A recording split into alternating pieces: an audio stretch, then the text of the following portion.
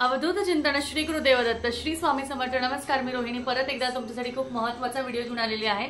आजच्या व्हिडिओमध्ये आपण 2-3 प्रश्नांची उत्तरं बघणार आहोत। तर बघा, आता आपण जे सत्यनारायण पूजेचं अनुष्ठान केलेलं आहे, आपण जे सत्यनारायण पूजा केलेली आहे, ती सत्यनारायण पूजेमध्ये मी एक व्हिडिओमध्ये 2-3 प्रश्न घ्यायचा प्रयत्न करेल। तर बघा, आता कसं आहे, मागच्या व्हिडिओमध्ये जे 2 प्रश्न होते त्याच्यामध्ये असं होतं की सत्यनारायण पूजा जी आहे ती आपण जी रोज करणार आहात त्याचं उद्यापन मी मागच्या सांगितलं होतं की मी अमावस्येच्या आदल्या दिवशी किंवा अमावस्येच्या दिवशी आपण उद्यापन केलं तरीही चालेल, काहीही हरकत नाही। 15 दिवसाची माझी सेवाही होणार आहे। पण कोणाची कितीही दिवसाची 11 असो, 5 असो, 7 असो, कोणतीही दिवस असू दे, तर तुम्हाला उद्यापन कसे करायचे आहे, तर उद्यापन आधी कसे करायचे आपण ते बघूच। त्यामध्ये अजून विचारलं होतं की कोणती आरती करावी, कोणती आपण आरती घेणार आहोत त्यामध्ये, आणि नैवेद्य काय काय दाखवायचं आहे आपल्याला, नैवेद्य रोज काय काय नैवेद्य आपल्याला रोज दाखवायचं आहे। आणि शेवटचा प्रश्न असा होता का की उपवास करायचा का, की उपवास करायचा का।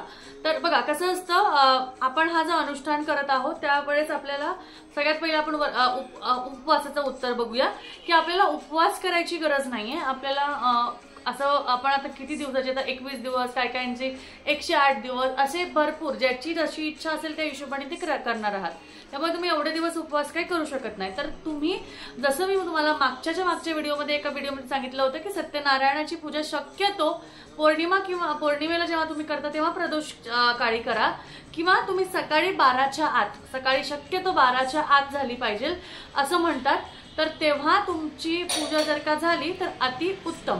तर आपण उपवास आपल्याला करायची गरज नाहीये, पण जसं मी सांगितलं की आपली 10-11 वाजेपर्यंत पूजा झाली पाहिजे, कारण आपण शक्यतो तोपर्यंत काही खात नाही। शक्यतो कसं असतं, देवपूजा वगैरे होऊस तर आपण न काही खाण्याचा प्रयत्न करतो। सकाळी चहा वगैरे घेतला चालेल, चहाचं वगैरे काही नाही, पण तसं तुम्ही घेऊ शकता। ते झालं। त्यानंतर आता पूजा वगैरे जे तुम्ही करणार आहात तर व्रताबद्दल झालं की उपवास करायचा की नाही, तर उपवास काय करायची गरज नाही।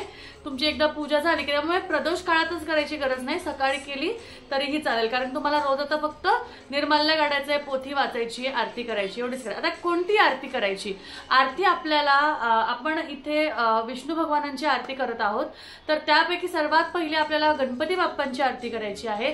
त्यानंतर आपल्याला कुलदेवीची आरती करायची आहे, आपल्या कुलदेवतेची आरती करायची आहे, आणि त्यानंतर आपल्याला सत्यनारायण भगवानांची आरती किंवा विष्णू भगवानांची आरती असं तुम्ही करू शकता। ह्या पद्धतीने तुम्ही तुमची जी आरती आहे ती करू शकता। आणि त्याचबरोबर बघा, एखादं तुमचं अजून एक कुलदैवत, बघा 2 कुलदैवत असतात आपले, त्यामध्ये अजून एक कुलदैवत आहे, तर 3 आरत्या नाही घ्यायच्या तुम्हाला, तर ती एक एक्स्ट्राची आरती तुम्ही घेऊ शकता। ते झालं कोणकोणत्या आरती करावी। आता उद्यापन कसं करायचं, उद्यापन कसं करायचं त्याच्या आधी नैवेद्य काय दाखवायचं आपण बघूया। जसं काल पौर्णिमा होती तर काल मी शिऱ्याचा नैवेद्य दाखवला होता, तर आवर्जून म्हणजे तुम्हाला सांगते, काहीही असू दे, कितीही काही असू दे, रोज हा शिऱ्याचा प्रसाद झालाच पाहिजे, शिऱ्याचाच प्रसाद झाला पाहिजे। बरेचसे जण मिठाई ठेवतात, हे ठेवतात, पण सत्यनारायणाच्या पूजेला शिऱ्याचा प्रसादाचा खूप महत्व आहे।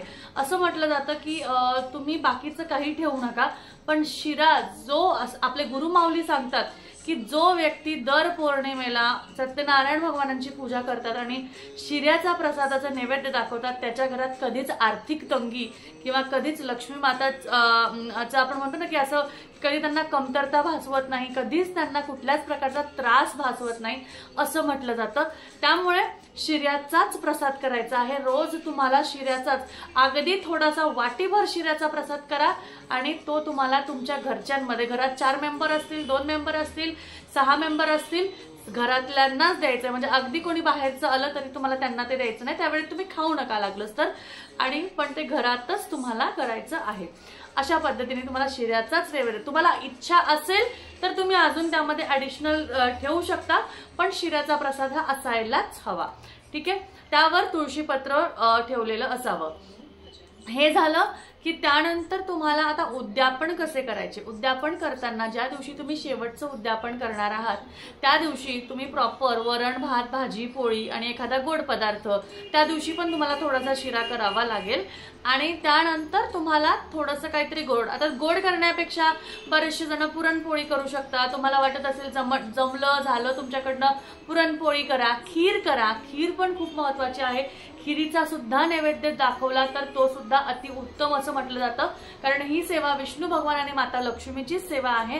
त्यामुळे तुम्ही आवर्जून खिरीचा प्रसाद करा, पुरी भाजी करा, जसं तुम्हाला जमेल ते तुम्ही केलं तरीही चालेल। एखादा गोड पदार्थ शिरा तर तुम्ही नैवेद्याला ठेवणारच आहात।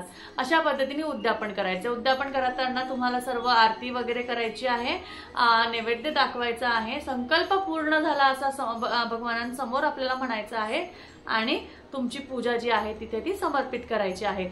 अशा पद्धतीने तुम्हाला उद्यापन करायचं आहे। उद्यापन करताना तुम्ही एखादा नारळ आहे तो नारळ समर्पण तिथे ठेवू शकतात, किंवा पूजा सुरुवात करतानाच आपण एक नारळ तिथे ठेवतो। बरेचसे जण ठेवतात, बरेचसे जण नाही ठेवत, तर तो नारळ तुम्ही शेवटच्या दिवस फोडून सुद्धा खाऊ शकता। अशा पद्धतीने तुम्हाला उद्यापन करायचं आहे। साधं सोपं उद्यापन आहे, असं काही वेगळं नाहीये। त्यामुळे साध्या पद्धतीने उद्यापन करा, साध्या पद्धतीने पूजा करा, साध्या पद्धतीने करा, मनोभावे करा, बळजबरी करू नका। मनोभावे केल्यास कुठल्याही पूजेचं फळ अचूक असं मिळतं। त्यामुळे नक्कीच आवर्जून अशा ज्या सेवा असतात, अशा ज्या पूजा असतात हे करत जा। आता आपली जी सेवा चालू आहे सत्यनारायणाची, यामध्ये जेव्हा शुक्रवार येणार आहे, जेव्हा मंगळवार येणार आहे, त्या मंगळवारी शुक्रवारी कुंकुमार्चन आवर्जून करा। कुंकुमार्चन म्हणजे मंगळवारी आपल्या कुलदेवीसाठी, शुक्रवारी माता लक्ष्मीसाठी असं आपण कुंकुमार्चन सुद्धा करू शकतो। बरेचसे जण रोज कुंकुमार्चनची सेवा करतात, पण कसं असतं, प्रपंचाच्या गोष्टी सोडून आपल्याला रोजच्या रोज सगळ्याच सेवा जमत नाही। त्यामुळे होईल तेवढ्या सेवा करा आणि त्या भगवानांना अर्पण करा। एवढंच, मनोभावे केलेल्या कोणत्याही गोष्टी देव अगदी मनापासनं तो घेत असतो। त्यामुळे अशा रीतीने आजच्या व्हिडिओची माहिती एवढीच। आजची झालेली सेवा स्वामी चरणी अर्पण करते आणि तुमचा निरोप घेते। परत भेटूया। श्री स्वामी समर्थ।